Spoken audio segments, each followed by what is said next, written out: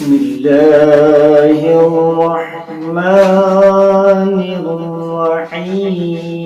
الرحيم ألا إن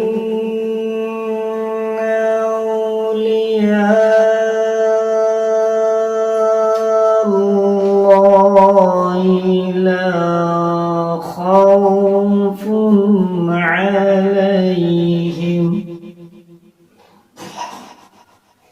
لا خوف عليهم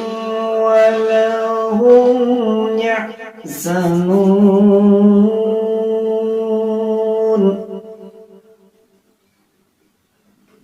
ألا إن أولياء